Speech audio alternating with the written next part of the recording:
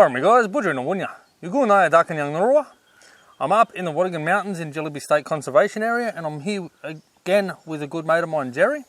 And today we want to sit here and discuss with you guys first aid kits, be it for hiking, bushwalking, forward driving, camping, whatever it might be. Just general basic first aid kits that we all should carry, be it in our cars or on a pack when we go for a hike. I've got two different first aid kits. Both of them are basically the same. The little red one there lives in the car, and the orange one, you'll quite often see me when I'm doing a hiking trail or walking trail, I'll be wearing this one. This one is specifically for my hiking stuff. However, they both basically have the same equipment in them. Both of them do have these little cards on the sides that you can see here, and it's on both bags so that if something happens and paramedics need to come out, they've got my details. On the car one, it's got mine, my wife's and my son's. It's got our details, next of kin or emergency contacts, any allergies, things like that. So I think that's quite a little handy thing. On the car one, again, I keep 3 for me, my wife and my son. On the hiking one, I just keep the single one. So I'll put this one away because, as I said, they're both basically the same. And I'll give you a look to start with in my little hiking one. I should just mention as well, Gerry, you're a registered nurse, aren't you? No, I'm classed as an AIN assistant nurse. Okay. But yeah, I'm trained in first aid and my history back in Ireland, stroke, rehabilitation and acute care. So yeah. So you've got a fair bit of experience when it comes to first aid and all that sort of thing? Yeah, pretty much. I mean, for the last 16 years, Mick, I've covered quite a few different nursing situations, and in my professional side, work side and so on. But yeah, safe to say, yeah, I guess so. Yeah. Alrighty. So Gerry has a bit of a background in first aid. He's got a lot more of an idea than what I do, personally. So yeah, he's going to have a little bit of a look through what I keep in my kit. And again, remember, basically the same in the car as well. I think there's 1 or 2 very minor differences in the car kit to what is in my general kit. So now these pouches here in particular, they look very similar to the survival first aid kits, but I'll tell you now they're not. Although a lot of the stuff that I have in here is based on what those survival kits do have. Reason I've purchased these ones over the survival ones do have the mole clips at the back, so they're easy to pop off and carry on the belt. These ones in particular from eBay allow you to undo that clip and actually remove the whole component there. So that way, for example, if it's on your belt or in the car or whatever, just undo that clip and take the whole thing off. You don't have to stuff around worrying about the molly clips. For me, I think that's a much better option, and it's very convenient. It is. In the in the profession, Mick, it's actually known as a rapid response kit. Yep. The fact that you can tear it away and you're not fumbling with belts or buckles, so you just literally get that there and straight to where you need to apply it. And in an emergency situation, the last thing you want to be doing is stuffing around trying to get things off belts or out of cars or whatever. The quicker you can get them out and get that first aid to yourself or to somebody else, the better it's going to be for everyone. It's pretty much, guys, it's all about time. Time is the essence whenever you're dealing with the likes of first aid. It's called first response for a reason. And that first response is, you're the first responder to try and save or help save somebody's life. And it's all about time. Especially in the snake bite situation. Yep.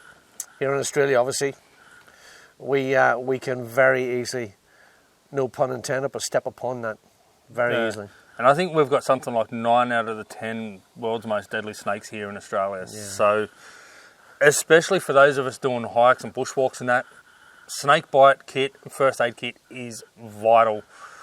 Even for those of us just coming out and camping, to be honest, I've almost stepped on a snake when out just trying to collect firewood. So first aid kits are absolutely vital, especially with a snake bite. And you've got to know how to use them, which is something I admit I'm still learning. So let's get into the kit.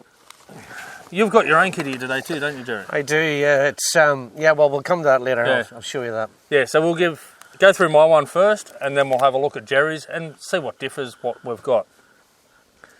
Now this is the first difference that you'll notice between the car kit at the moment and my hiking kit is the splint. I'll thank the guys from Survival, and at the Sydney 4-Wheel Drive and Adventure Show, they actually gave me this. So I'll thank them very much for that. I appreciate it. It's the one thing that I was missing from my kit that I needed to get. So the small splint, I'll put that out of my way. And then as you can see, it's not a very big pack, but there's a fair bit in here. So we'll start in the little zip pouch here, I think. First thing is some safety pins for bandages or fixing clothing or whatever. Safety pins can come in really handy out in the bush. Absolutely. You know, they're the first aid Swiss Army knife, as it's known as. It can be used for so much. Multitude of uses. Even for picking a splinter or something like that, just burn the end of them to sterilise them. Very good, yeah. And then you can use them to pick splinters and things like that as well. So in this little spot, I've got a roll of tape. I think I might actually have 2 of them. Is that surgical tape, Mick? It looks like it. It is a form of surgical tape. Yeah. It came from APAC when my wife was in hospital. Yeah, it's surgical. That's good. We were given a whole heap of that because of my wife's injuries when she was in hospital. The dressings, yeah. We were given a whole heap of it, and it's just some of what's left over. Some cotton tips. Some gloves. I've got a few splinter picks. Some general medication. What have we got there? Some Panamax and some paracetamol pain relief. Can I just add to the medication? A really good one also is to carry in your pack is anti-inflammatories. Yep. Because if you have a break or you have a bite or anything of that description, the first thing the body does, it goes into trauma. So trauma then basically inflames the wound area. So you want to try and you're not going to get it all done, but you're going to try and alleviate as much pressure and inflammation and swelling as possible. So it's good to carry a strip of anti-inflammatories, just ibuprofen or something. Yep, I keep the Celebrex in the car at all times for my back. Perfect. So might have to throw a strip of them in here as well. Throw a strip in. And I've got a few wound wipes. They just come in the Trafalgar kits from Kmart, cheap ones. Face shield, again, if someone's choking or something like that. I'm not sure if they're the sort of things you use for CPR, are they? It is. It says CPR mask. It's exactly what it is, yeah. So if you flick it round, it'll show that the guys on the back of it, you'll see how basically to use it. So there's no personal contact. And there's a few reasons we all know about for that, disease, hepatitis, and all that sort of thing. And also the fact that if somebody, which isn't very pleasant, I know, but choking on vomit, at least that way you're safeguarding yourself. You're creating a barrier from you actually getting splashed or contaminated from that. And that's completely understandable. So for sure. Last little thing, which is an added bonus that I've thrown in, is some little sachets of sea salt. Reason I carry these is plain and simple, leeches. Drop one of these onto a leech and they'll let go pretty quick. We had 2 leeches today on Mick's leg. I did. They didn't make it to skin, but they were on my leg. So I can see what you've done here, Mick. You've sort of got, so this little pocket that we're in at the minute is for it's your ancillaries. It's your sort of lightweight sort of first aid. Yep. And then I can see all the small things that are otherwise going to just fall out and go everywhere. Yeah, and I can see then as you move to the middle of the pouch, we get a wee bit more of sort of heavy duty first aid. Yeah. So you've got, I like the way you've got actually 3 stages set up in it, which is very clever. I just sort of thought larger items, smaller items, how it's going to fit. But yeah, anyway, thanks. From a first aider and a clinical point of view, I'm looking at this one. Yep. I'm looking at, that's for your minors. I'm looking at this one. This one becomes more serious. You can go into that, and then your cleanup. Yep. In the middle section of the kit here, I've got a couple of gauze bandages. I don't specifically know if there's much of a difference between this one to that one. So if they're for a different purpose, but you'll know that. So this one here isn't actually a bandage, Mick. Okay. It can be used as a bandage. That's what it looks like to me. Your description was correct. It is gauze. Yep. But not so much a bandage. So that's your normal bandage. That's your crepe. That's the normal crepe bandage. So pretty much if you have a wound, right, say on your arm, and you're bleeding, well, I'll cut a piece of that off. Okay. and I'll put that on, and then Put that over the top. I'll dress it with this. Fair enough. You see how that works, Sony? Yep. So that's your first dressing, and that's your second dressing. So that will come largely into what's in this side too. Yeah. In that sense. Yeah. You can also make a triangular bandage out of that gauze. Yep. I think there's actually a triangle bandage in there. Yeah. Then I have some antiseptic powder, which I've found that in the past to be really good for grazes and burns and things like that. You put it on, it helps dry it up and heal it. Bepanthen. This was recommended to me when I got my first ever tattoo when I was about 18, and it's something I absolutely love. I have an issue on this hand where I get a lot of dry skin in between these two fingers, and where my wrist sits on the steering wheel, I get sort of like a callus there, and I find this helps to clear it up pretty well generally. And obviously it's an antiseptic, it is quite oil based, so I find it tends to keep moisture away if you're out somewhere where it's a bit damp and Absolutely. that. Helps to keep the moisture away and just keeps the crap out. So, And can I add to that as well? With the Bepanthen, for a bush point of view, it's also very good for chafing. So if you're going on long hikes and it's a hot day and you're sweating, and no matter what you wear, you're never going to wick away all the sweat. Yep. Slap some of that on between the thighs or whatever, and I tell you what, it's a more No more comfortable chafe. journey. Yeah, no more chafing. because it is that sort of oil base, so it would make things glide a lot easier. It's actually it was designed by midwives Okay. to put on newborn babies and Yep. so on, because it was the old days where they used to use the terry towel and old reusable nap, yep. nappies, and Help to get unfortunately, rid of the nappy rash and that. yeah, unfortunately, it didn't have the wick away properties that modern day pads and nappies do have. So therefore, the skin would have been in contact with the urine, which burns, Yep. which causes a lot of problems. So therefore, that creates a barrier. Well, it works the same way with sweat.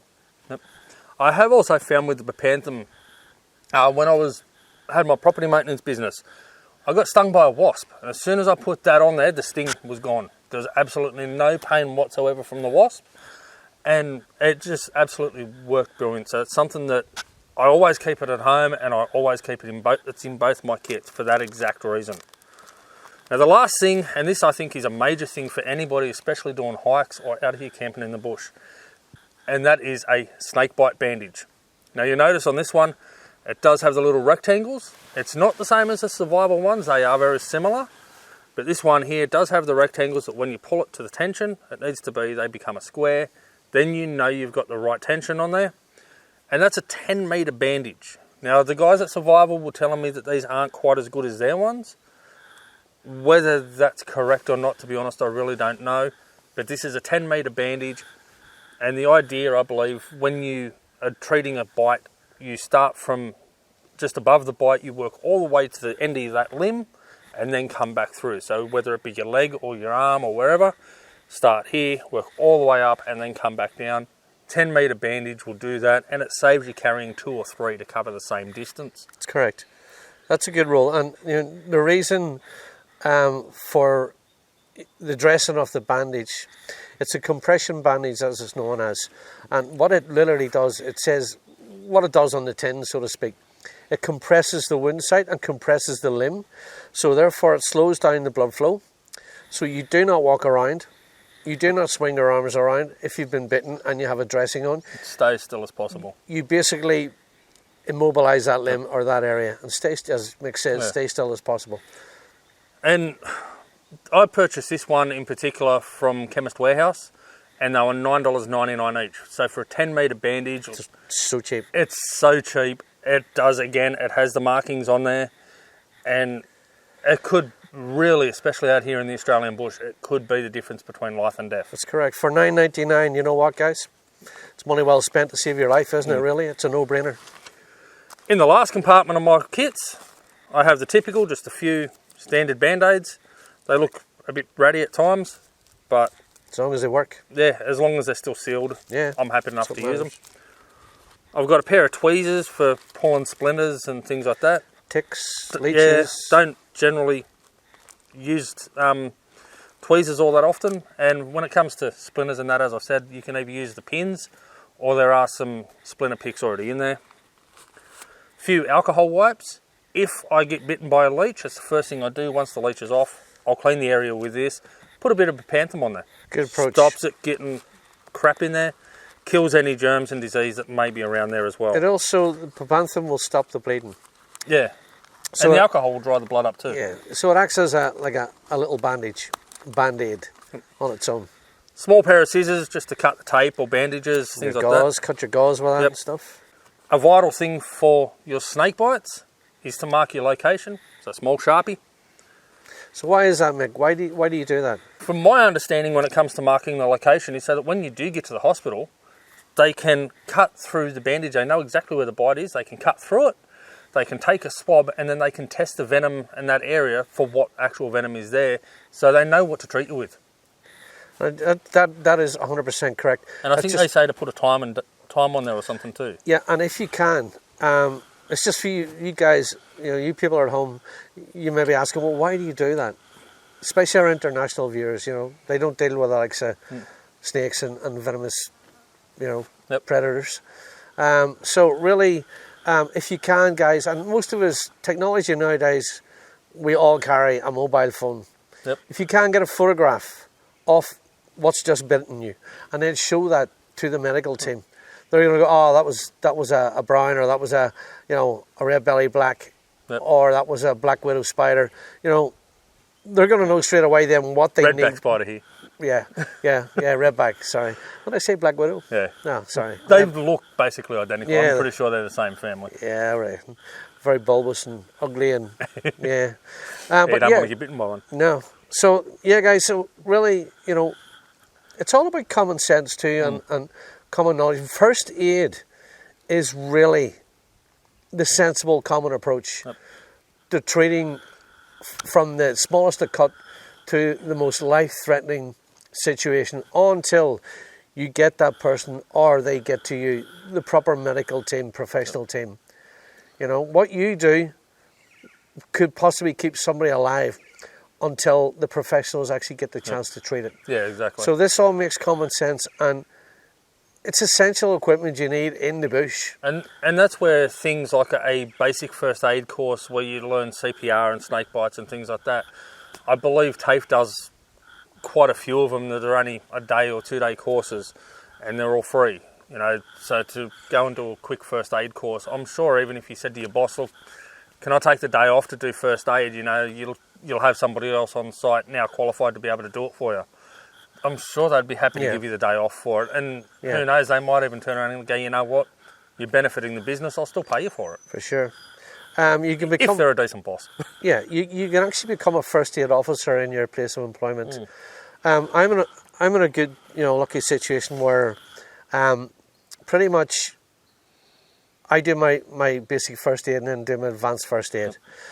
And constant in-house training in my job, my career. So I'm constantly refreshing stuff like that, which is really good, and I'm lucky it doesn't cost me money. And I have to say, when it comes to the snake bite, for example, from my understanding and what I've been hearing quite a lot as I'm looking into it, is that it regularly changes. I hear a lot of people say that it's gone from starting below the bandage and just coming up to the knee or to the elbow, to now doing the whole wrist, and then trying to do a double run over them, starting on top of the wound rather than below it when you start wrapping, things like that. So to actually have an up-to-date and do a relatively new course, you know that your methods are going to be up-to-date and the best possible practice. That's for sure, and it's like CPR. Not get into that too much, that's very deep, but it's constantly changing. I have noticed in a lot of the CPR things you get in that, I remember when I was a kid it was Dr. CPR. Dr. ABC is that's right. Danger, response, airway, breathing and circulation. Very good. Now I notice they've thrown all these other different letters on there, such as A, B, C, and D. You've got a D in there as well. And yeah, stuff. and there's the D is a defibrillator. Yeah, and then there was another one I saw recently that was about going for help, contact and help. Yeah, calling paramedics or something, making a safe environment and so on. Yeah, it's all refreshed, and it's refreshed for a reason, because people learn from this. Yep. The professionals learn from this, and they adjust accordingly. Exactly. And that's why it keeps refreshing. You can never know too much. Alrighty, into the last little section of my kit, or possibly last two. Do I have anything in that back section? Yes, I do. Secret compartment, guys. Saline water, sterile water, to help rinse off a wound site, things like that. By all means, you could take water from the little dam behind us, but you don't know how sterile or how clean and safe that's going to be. You could very possibly introduce foreign bacteria that will make things worse. So some saline water. Then I picked up these little strips, little steri strips. Fantastic for closing wounds, guys. That's why I was told to get them, because if you get a decent cut, they're a lot like a stitch, that you can actually bring that wound right together and close it right up like you would a stitch. That's correct. So I've got a bunch of them in there. Worth their weight in gold, those steri strips. Then I've got some non-stick wound pads, which would be much like... Pretty much. Only difference, the difference is they have a coating on the back, so it's not constant, totally fabric like that. Yeah, they've got a little bit of a plastic coating on them. Which is the reason for that coating is, well, if you're bleeding heavy, you don't want to soak it through, so that blocks it from soaking through. Soft compress, which again probably be very similar. A rather large band-aid, a gauze swab, and then another large band-aid. So that's my kit. When you guys see me doing a bushwalk and you see this hanging off the back of me, you might think I look like an idiot. But I've got all this gear for myself and anybody else that I might come across that needs that assistance. And I am very soon looking into doing the first aid course, so I know exactly how to use all of this stuff and use it properly. One thing I will say, and we spoke off camera yesterday evening about this, I noticed there's one very, very simple piece of equipment that's missing. And you may think, but really, why? How will that really hinder you or fix you up? But it's called a compeed dressing. If you get blisters when you're out bushwalking and your heels are starting to bleed and the skin's off them, that's really, really uncomfortable. It is. Well, it's very easy remedy with what they call a compeed dressing. So I've advised Mick to maybe look into that and store some in the kit. And they can be used for a multitude of uses. At least in this kit for when I'm doing the walks. It's definitely something that I'll be looking into for that. For sure, yeah. Alrighty, now we've got your kit, mate. Yeah, so let's have a look. Alrighty guys, so look, I've decided this is becoming a little bit too long, so I'm going to split the two videos in half. Make sure you subscribe, because next week we're going to go through Gerry's kit. And I have to say, Gerry's isn't just a first aid kit like my one is. Gerry's is a bit more of a survival kit. So for those going out doing bushwalks, especially more remote bushwalks, wild camping, things like that, Gerry's is more based around that than just your general first aid. Now you may notice on my belt I carry a couple of different pouches and that now. Well, one of those is survival, but I haven't gone into that one. But yeah, make sure you subscribe, guys, so next week you can check out Gerry's one and you'll see what he carries as his survival kit. Not just first aid, but survival out in the bush. Noisy bugs. Alright guys, take care, peace, and as always, I'll see you on the tracks.